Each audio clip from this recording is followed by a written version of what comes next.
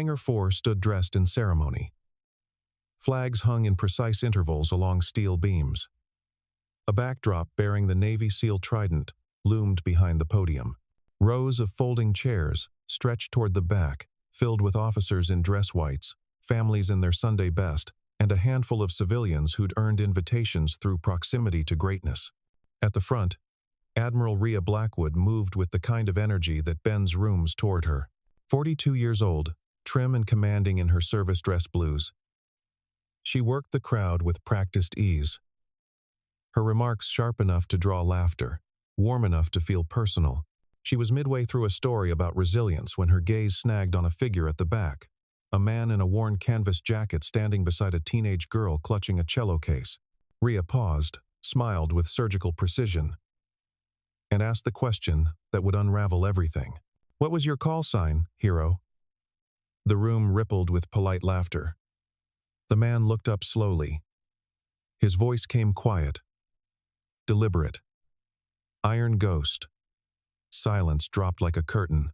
Several veterans straightened in their seats. Rhea's expression froze for half a breath before she recovered. The dawn air at West Haven Harbor smelled of salt and diesel and honest work. Thorn Merrick moved through the boatyard with the efficiency of a man who'd spent years making every motion count. His hands, scarred and calloused, worked a torque wrench with the kind of precision that spoke to muscle memory older than his current profession. In the corner of the small office attached to the main shed, a folded triangle of stars and stripes rested on a high shelf beside a battered metal box that hadn't been opened in years. Lana appeared in the doorway with 2 mugs of coffee, hers with too much sugar, his black. They didn't need words for this part of the morning. It was their rhythm, built over 16 years of just the two of them. She set his mug on the workbench and pulled a permission slip from her backpack, the paper already creased from a week in her binder. The West Haven High School Orchestra had been invited to perform at the naval base as part of a fundraiser for the arts program. Principal Finch needed $10,000 by June, or the music department would be gutted. The field trip required a parent signature. Thorn scanned the form, his eyes catching on the words naval base and holding there for a fraction too long. Then he reached for a pen and signed with the kind of decisiveness that ended internal debates. That evening, the school held a parent meeting in the cafeteria. Principal Finch stood beneath flickering fluorescent lights and explained the crisis with the weary honesty of an educator who'd fought this fight too many times. The arts program was first on the chopping block. Always was. Adrisha Collins, the school librarian who also assisted with the orchestra, watched Thorn from across the room. She noticed things others missed. The way he stood with his back to the wall. The way his eyes mapped the exits before he Saturday. The way he carried himself with a posture that didn't match his coveralls. Around town, people had started asking questions. Thorn never answered them. He fixed boats, paid his bills on time, showed up to every one of Lana's concerts, and kept his past exactly where it belonged, buried. That night, after Lana went to bed, Thorn stood at the window overlooking the harbor. In the distance, the lights of naval vessels blinked against the dark water. Something in his expression shifted, a tightening around the eyes that Lana would have recognized if she'd been awake. She'd learned over the years that her father avoided anything connected to the military, parades, ceremonies, Veterans Day events. He always had a reason, and she'd stopped asking why. But this was different. This was for her. He'd go to the base, sign the forms, stand in the back, and leave. Simple. The decision felt clean until he remembered that nothing involving his old life had ever been simple. The school bus rolled through the checkpoint at 0800 hours. Thorn had volunteered to chaperone, a decision that surprised Principal Finch and pleased Lana in a way she didn't quite say out loud. As they approached the gate, Thorn walked the other parents through the security process with a fluency that made Adrisha's eyebrows rise slightly. He knew the protocol without asking, moved through the steps like a man who'd done this 1,000 times. Once inside, he didn't need to check the signs to know which direction led to Hangar 4. His internal compass adjusted automatically, and he guided the group with quiet authority that felt both natural and strangely out of place for a small-town boat mechanic. Commander Sable, a trim officer with observant eyes, watched from near the entrance as the civilian group approached. She noticed Thorn immediately, not because he stood out, but because he was trying very hard not to. The way he scanned for exits, the way he positioned himself with clear sightlines, the way he moved. The hangar had been transformed into an exhibition space. Photographs lined the walls, most of them carefully sanitized to remove operational details while still conveying the intensity of the work. Display boards detailed the history of naval special warfare, the selection process, the ethos of teamwork and sacrifice. Near the front, a small stage had been set up for the orchestra. Lana and her classmates assembled their instruments, adjusting stands and tuning strings with the focused chaos of teenagers doing something they actually cared about. The cello looked almost too large in Lana's hands, but when she drew the bow across the strings during warm-up, the sound that emerged was assured and mature. Admiral Rhea Blackwood entered through a side door, flanked by 2 aides. At 42, she was striking in a way that had nothing to do with beauty and everything to do with presence.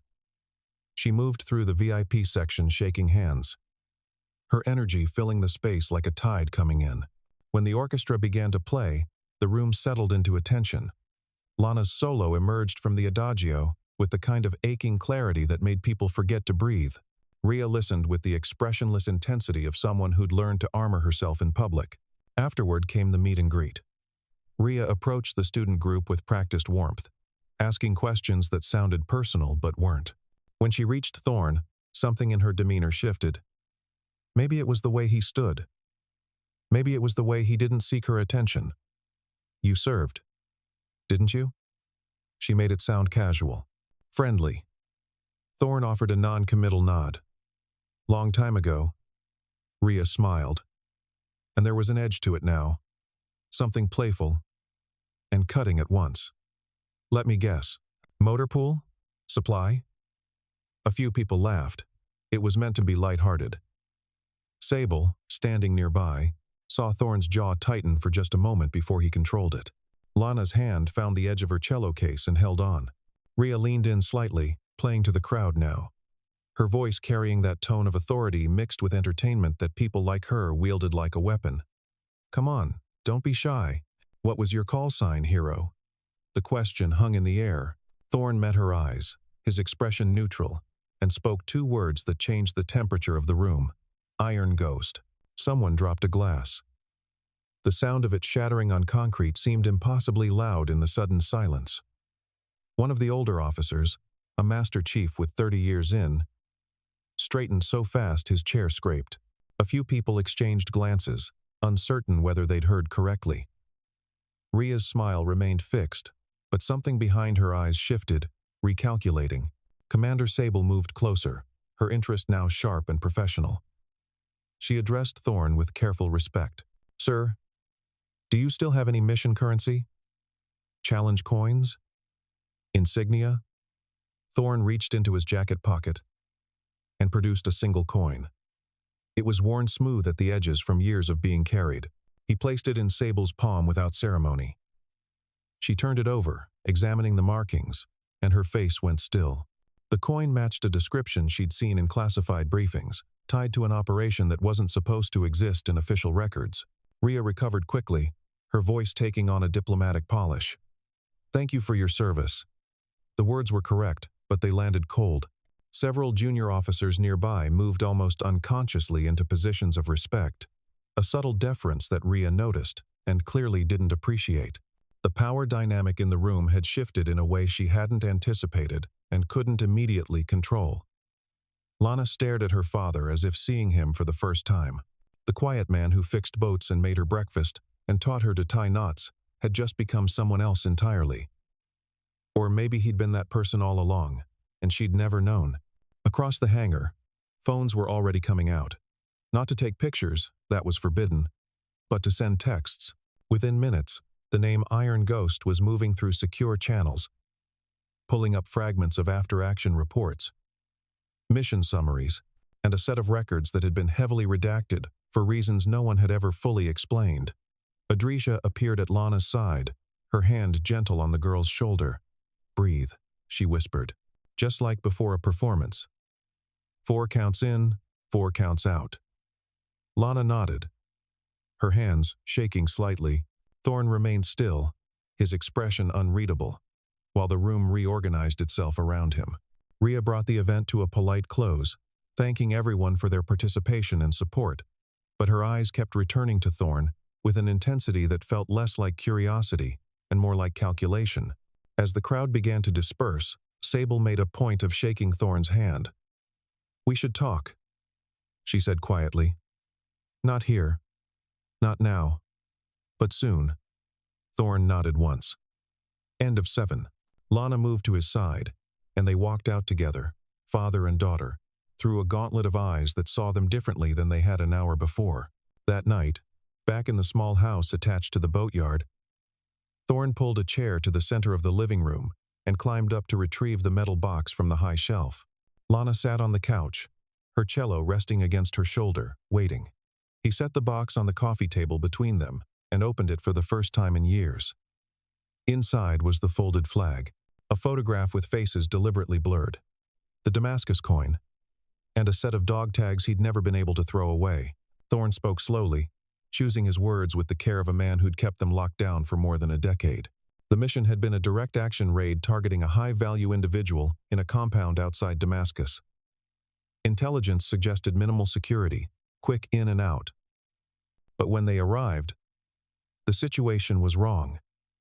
The target wasn't there. Instead, they found 4 hostages, 3 of them children, bound in a basement room. The rules of engagement were clear: abort, extract, let higher command reassess. But Thorn had made a different call. They took the hostages. The exfiltration point was supposed to be clear. It wasn't. Someone had been waiting for them, not random enemy fighters stumbling onto their position. A planned ambush, coordinated, disciplined, the kind of setup that only happens when someone knows exactly where you're going to be and exactly when you're going to be there. 3 men went down in the first 60 seconds. Riley took rounds to the chest. Donovan died covering the children. Kramer bled out before they could get him to the rally point. Thorn carried 2 of the kids himself. Moving through 11 kilometers of hostile territory, with nothing but a sidearm and the will to keep them breathing. The official report told a different story. It blamed the team for disobeying orders. It framed the ambush as the predictable result of poor tactical judgment. It buried the fact that someone in the command chain had either failed catastrophically or, worse, had leaked their position. Rhea Blackwood had been the mission coordinator that night, young, ambitious, and newly promoted into a role that gave her access to operational details and the authority to make real-time decisions. When the dust settled and the bodies came home, she'd been the one to shape the narrative. Bold enough to take risks, sharp enough to cover mistakes, ruthless enough to let 3 dead men carry the blame so her career could continue its upward trajectory. Adrizia had shared a piece of the story earlier that day. After pulling Lana aside, her older brother had been one of the hostages. He still talked about the ghost who'd carried him through the desert. The man whose face he'd barely seen but whose voice he'd never forgotten.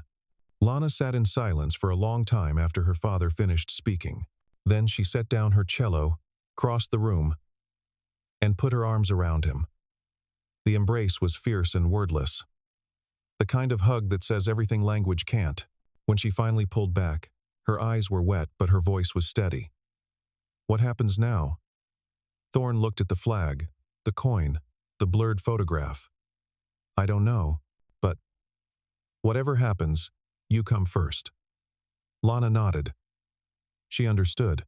Her father had spent 16 years building a quiet life because silence had been the only way to keep moving forward. But silence had a cost. And maybe, just maybe, it was time to pay a different price. The investigators arrived 3 days later. NCIS and the Inspector General's office, working in coordination. They met Thorn at the boatyard. Away from the house, away from Lana. Commander Sable acted as the liaison, her presence a signal that this wasn't an ambush. Thorn laid out his terms before he said a word about Damascus. His identity stayed sealed. His daughter stayed out of it. His current life remained untouched. They agreed. Over the next 6 hours, Thorn walked them through the operation in granular detail. He described the compound layout, the movement patterns of the enemy fighters, the sound of the children crying in the dark. He explained the decision tree that led him to take the hostages instead of aborting. He walked them through the ambush, the way the enemy had been positioned, the precision of their fields of fire. It wasn't a lucky engagement. It was a planned kill zone. The investigators cross-referenced his account with old communications logs, satellite imagery, and testimony from surviving team members who'd been interviewed separately over the years. Patterns emerged. Inconsistencies in the official record became harder to ignore. The abort order had come 47 minutes before the team encountered the hostages, but the timeline didn't allow for that gap unless the command center had known about the hostages long before the team did. Radio intercepts showed breaks in communication at intervals that suggested deliberate signal management rather than technical failure, and the enemy's positioning at the exfiltration point matched a route that had been discussed in a pre-mission briefing. Information that should never have left secure channels. The story broke quietly at first. A military news outlet reported that Admiral Blackwood had been placed on administrative leave pending an internal review. No details. No accusations. Just enough to start the machinery of speculation. Within 48 hours, the base announced a substantial donation to West Haven High School's arts program, a gesture framed as community outreach, but understood by anyone paying attention as something closer to penance. Lana returned to school and tried to keep her head down. It didn't work. Kids asked questions. Teachers looked at her differently.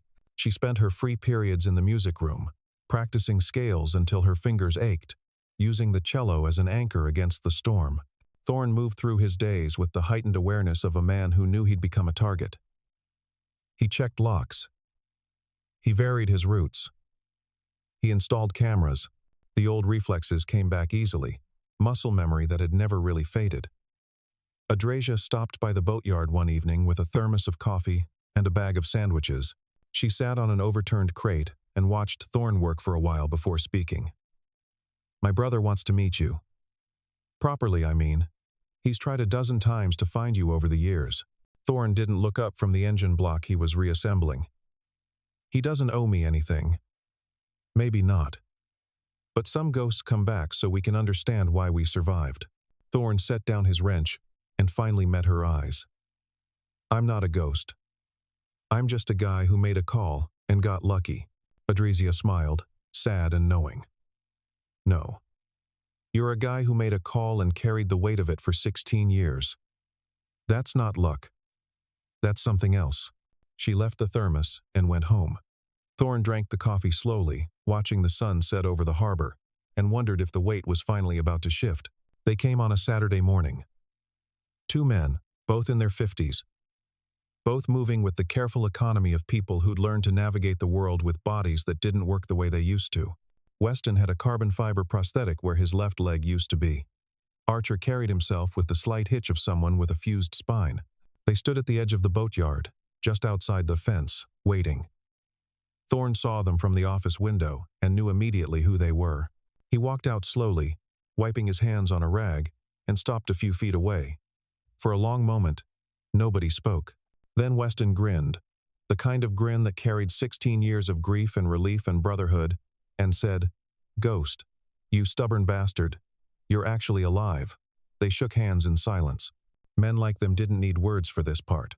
The reunion was equal parts joy and mourning, a strange alchemy of emotions that couldn't be separated cleanly.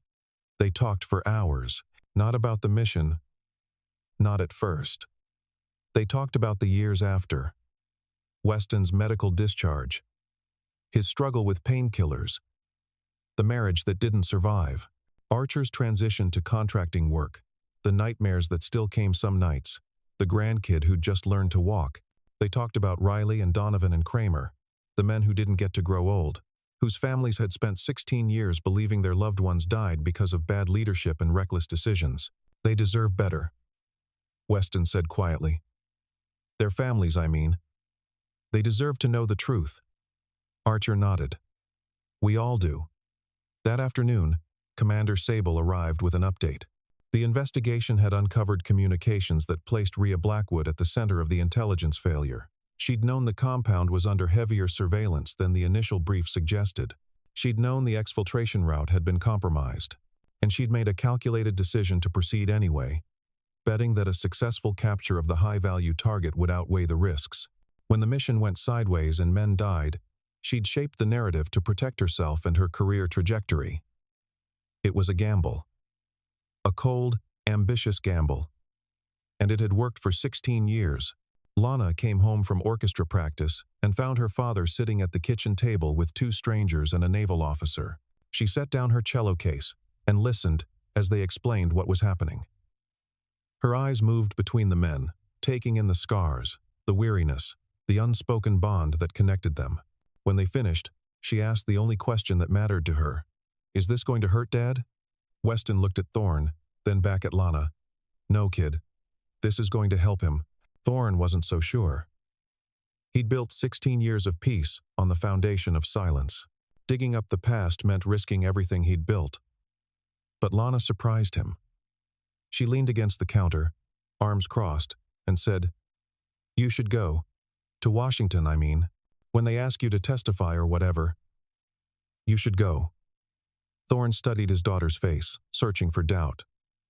He didn't find any. "You'll be okay here?" "I'll be fine." Adreja said she'd check in. "And besides, I've got a concert next week. Someone needs to hold down the fort." She smiled. And it was small, but real. "Go finish it, Dad. For them. For you." Thorn felt something in his chest unknot slightly. He looked at Weston and Archer, these men who'd walked through fire with him, and nodded. They spent the evening making plans. Adreja agreed to manage the boatyard while Thorn was gone. Sable coordinated the logistics with the IG's office, and Lana practiced her adagio, the notes rising through the small house like a prayer. Before bed, Thorn taught her the box breathing technique he'd learned in selection. 4 counts in, hold for 4. 4 counts out, hold for 4. It's for when your heart is racing and you need to slow everything down, he said. Works for combat. Works for concerts. Works for life. Lana tried it, her breath evening out, her shoulders dropping. Does it work for scary conversations in Washington? Thorn smiled. We'll find out. The phone call came at 2 a.m. Unknown number. Thorn answered it anyway. The voice on the other end was distorted, mechanical, unrecognizable. The message was clear. Drop it. Walk away. You've got a kid to think about. Thorn hung up without responding.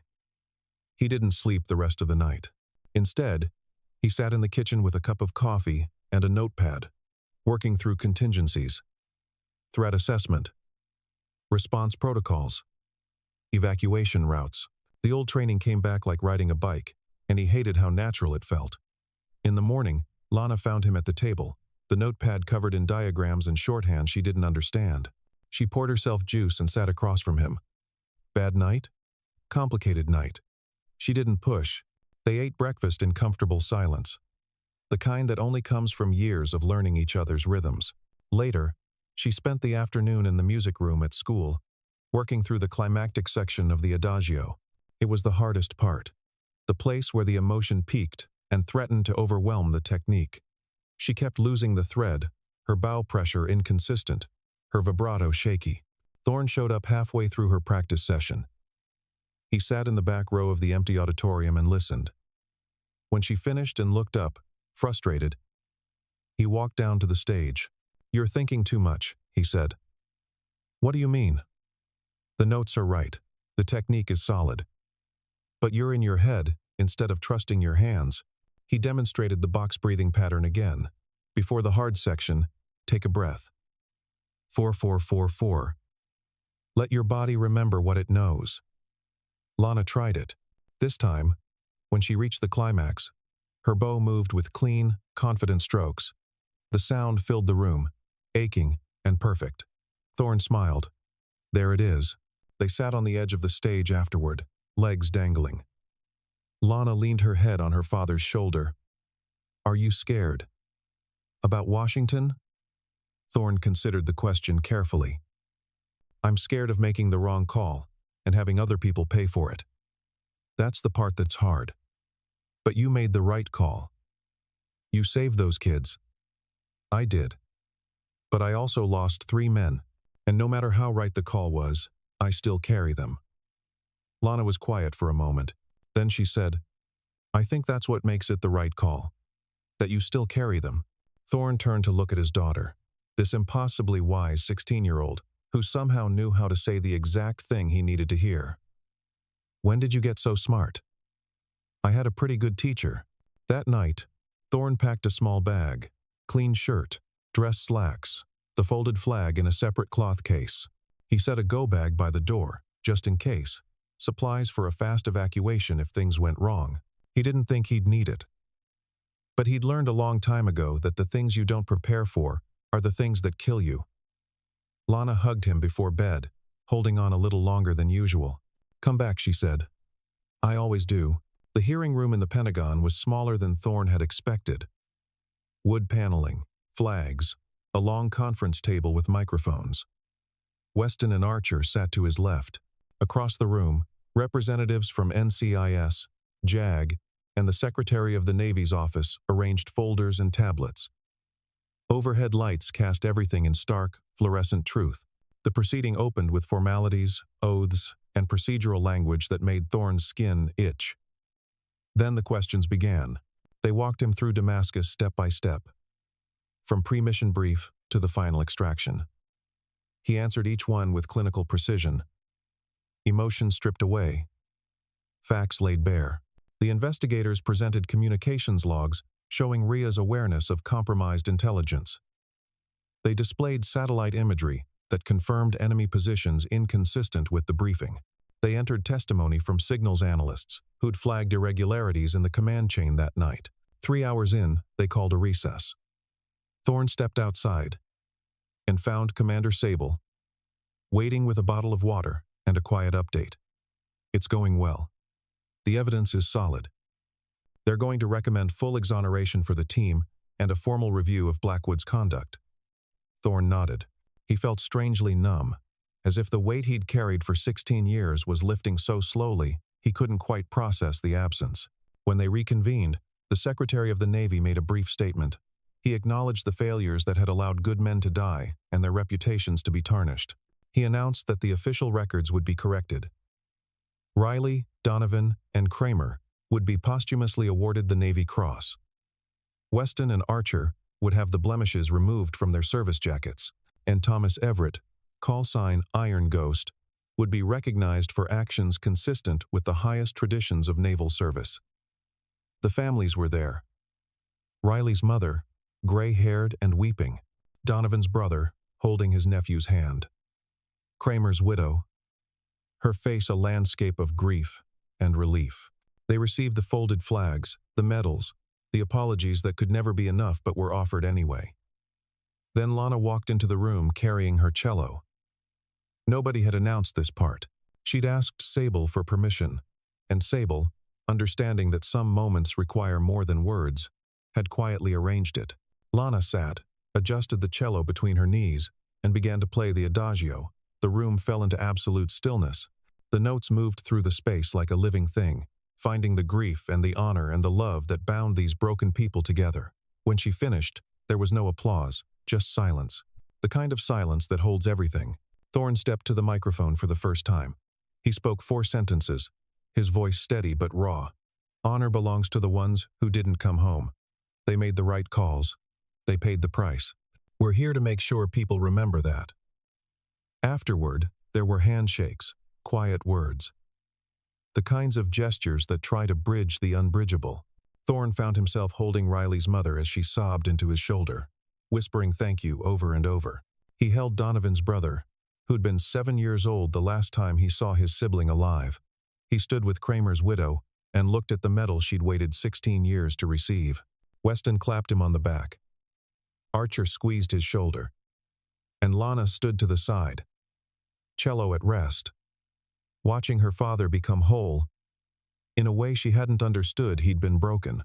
Ria Blackwood left the adjacent conference room 40 minutes after the main proceeding ended. She looked exactly as she had in Hangar 4, Poised, fit, immaculate, in uniform. But the press waiting outside told a different story. Cameras tracked her movement. Reporters shouted questions she didn't answer. By evening, the official statement would land.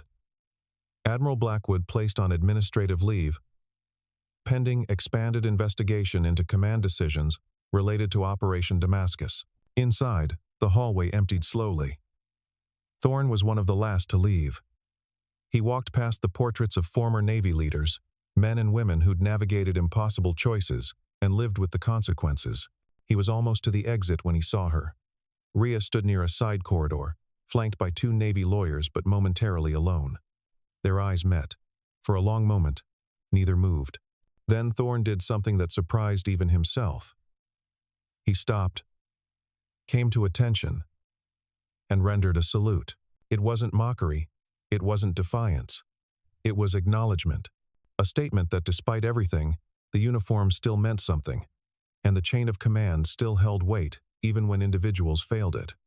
Rhea's face flickered with something he couldn't quite read. Then, almost against her will, she returned the salute.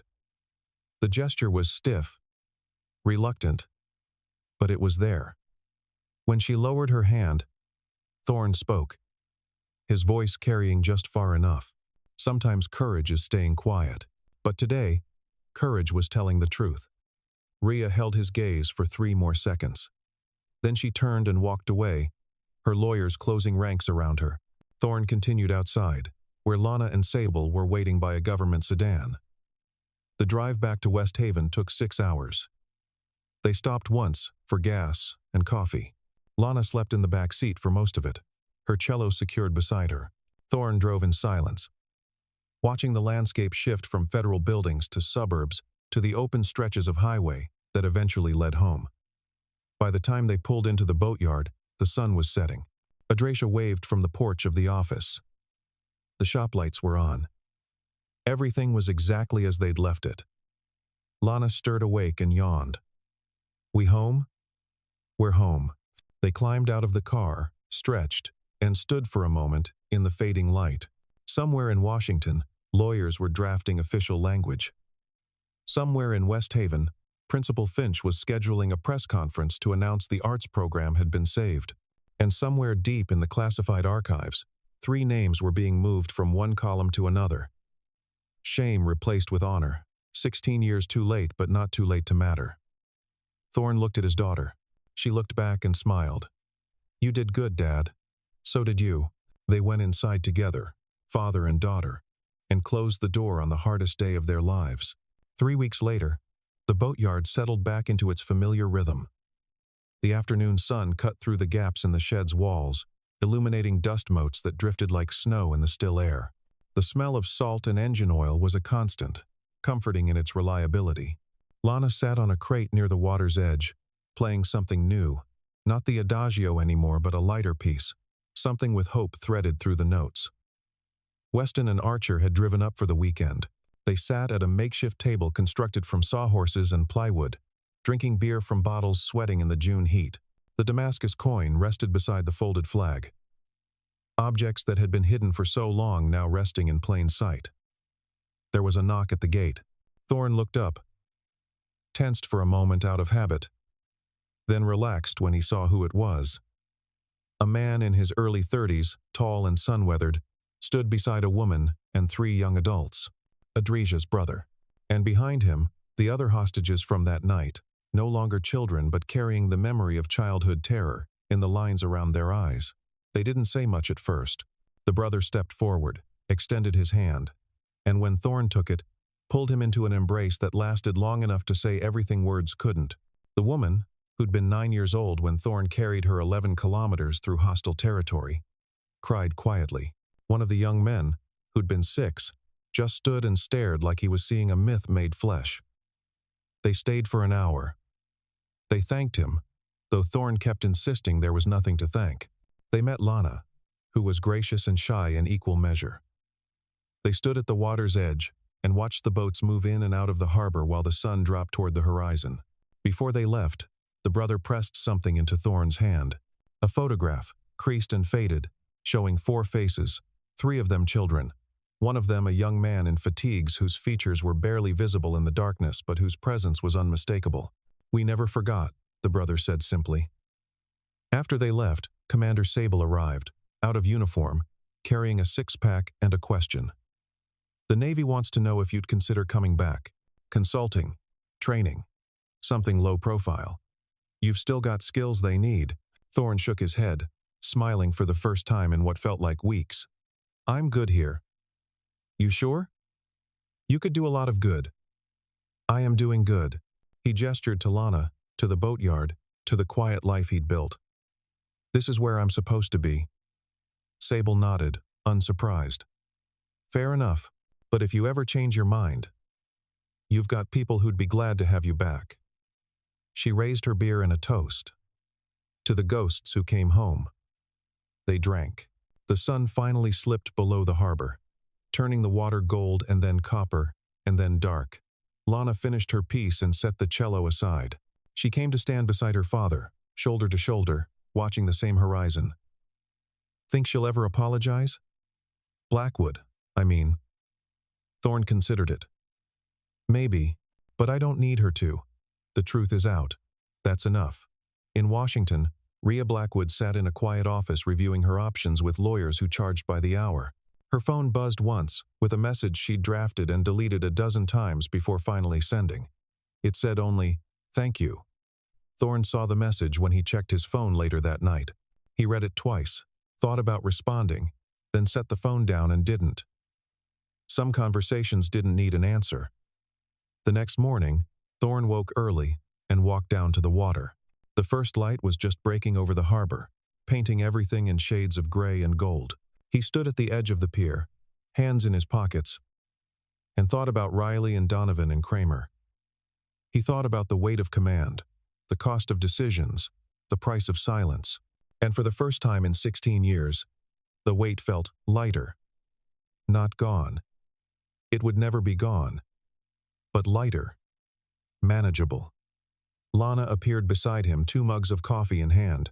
She passed him one without a word. They stood together, father and daughter, watching the boats begin their slow procession out to sea. "You know what the best part is?" Lana asked. "What's that?" "You don't have to be a ghost anymore." Thorn smiled, really smiled. And it felt like a muscle he'd forgotten he had. "No, I guess I don't." Behind them, the boatyard hummed to life. Weston and Archer loaded gear into Archer's truck, preparing for the drive back to their own lives. Adreja arrived to open the office. The town began to wake, oblivious to the quiet miracle that had taken place in its midst. Somewhere in the distance, a bell buoy rang in rhythm with the tide. Lana lifted her coffee in a mock toast. "To Iron Ghost. May he rest in peace." Thorn clinked his mug against hers. "And to the people he gets to be now." They drank. The light grew stronger. The water turned from gray to blue, and Thomas Everett, father and boat mechanic, formerly known as Iron Ghost, stood on the edge of West Haven Harbor and felt, for the first time in as long as he could remember, like a man who'd finally come home.